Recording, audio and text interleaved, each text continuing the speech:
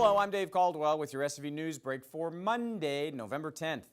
Friends and family received an outpouring of community support this weekend after a Golden Valley High School student was tragically killed Friday morning in Canyon Country.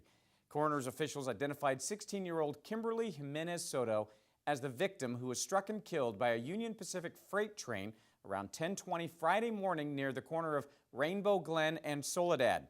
On Sunday, friends helped organize a food sale and a car wash to help Soto's family raise money for funeral costs. Tacos, sodas, and other foods were sold at Canyon Country Park. A GoFundMe page has also been set up to collect donations. For a link to that page, log on to scvnews.com. A coroner's official said Sunday that preliminary reports indicate Jimenez Soto's death was a suicide. Homicide officials are still investigating and have not commented on the case. Veterans Day is Tuesday, and Santa Clarita is hosting several events to honor the men and women who have served in our country's military.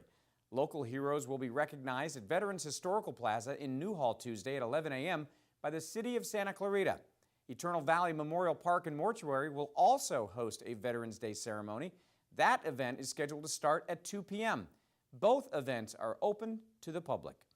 California Department of Water Resources officials recently announced the award of $27 million in voter-approved Prop 84 money to be distributed among 14 drought relief projects in our county.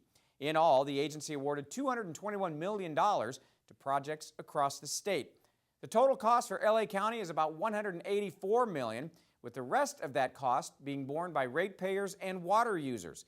Governor Jerry Brown signed a bill back in March to speed up the funding for the projects, while the state wrestles with one of its worst droughts in history. With the election of State Senator Steve Knight to Congress, speculation has already started over who will be his replacement in Sacramento. The who is still very unclear, but the how is spelled out in the state's election code. As soon as Knight starts his new job in January, he'll resign his old job in the Senate. The state then has 14 days to notify the county. The county must hold an election within 4 months of getting a notice from the governor. Kids are invited to let their imaginations run wild at the Santa Clarita Valley Education Foundation's 8th Annual Literacy and Arts Festival.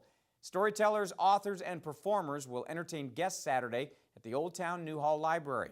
Dozens of exhibits and interactive demos will highlight how the arts are being integrated into Santa Clarita Public Schools. Parking will be available at the Newhall Metrolink station at the corner of Railroad and Market, and free shuttles will provide transportation. The family-friendly event is happening from 10 to 3 this Saturday, and it's free. Turning to sports, where the final regular season games in high school football have come to an end, and they did so in very dramatic fashion. The Valencia Vikings trailed 27-0 to the Hart Indians in the third quarter before scoring 28 unanswered points to win their 6th consecutive Foothill League championship. The Cowboys got 5 touchdown passes from sophomore quarterback Miles Fallon to knock the Wildcats out of the playoff hunt, and Saugus had to come from behind to beat the winless Golden Valley Grizzlies. Only the top 3 teams out of the Foothill League advanced to this Friday's first-round playoffs in the West Valley Division, so the Vikings will host Rancho Cucamonga, the third-place finisher in the Baseline League. Hart travels to Huntington Beach to take on Edison, and Canyon gets Southwestern League champion Vista Murrieta on the road as well. Santa Clarita Christian lost their final game of the season, eliminating them from the postseason. And in 8-man football, Trinity will host the Noli Indian Braves in the second round of their postseason this Friday.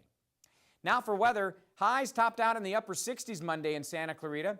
These cooler temperatures are going to stick with us for most of the week. We're looking at a slight chance of some drizzle overnight and into early Tuesday morning. Mostly cloudy skies are in store Tuesday and Wednesday, and by Thursday, daytime highs should be reading into the low 70s. That's all for now. For more Santa Clarita news, log on to hometownstation.com or scvnews.com. Thanks for watching. I'm Dave Caldwell.